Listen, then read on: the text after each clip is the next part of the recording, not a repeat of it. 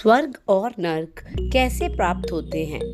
एक महात्मा ने जीवन भर हरि भजन कीर्तन किया था।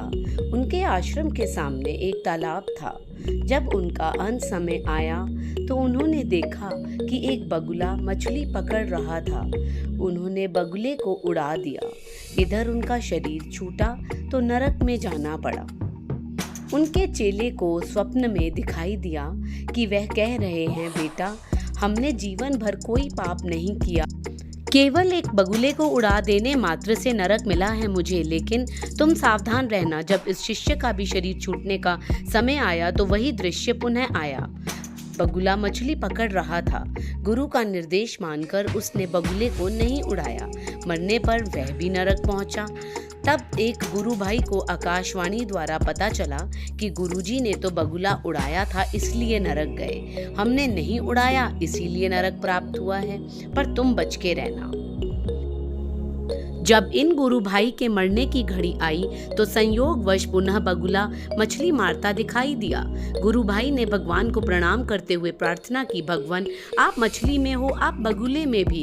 हमें नहीं मालूम कि क्या सही है और क्या गलत, पाप क्या है, पुण्य क्या है, हमें नहीं पता।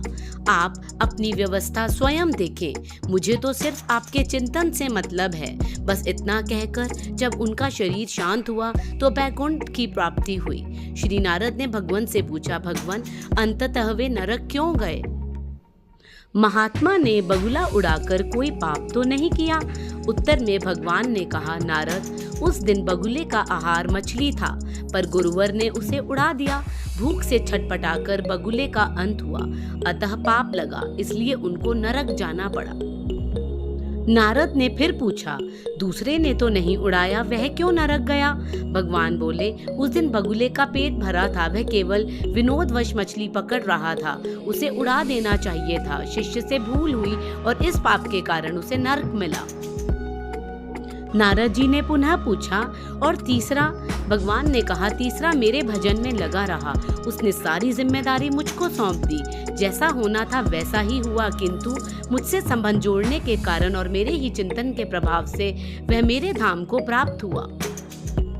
जितना समय हमारा मन भगवान के नाम, रूप, लीला, गुण और धाम में रहता है, केवल उतना समय ही हम पाप से मुक्त रहते हैं। इसलिए दोस्तों, यदि स्वर्ग में जाना है तो प्रभु सिमरन के लिए समय अवश्य निकालें।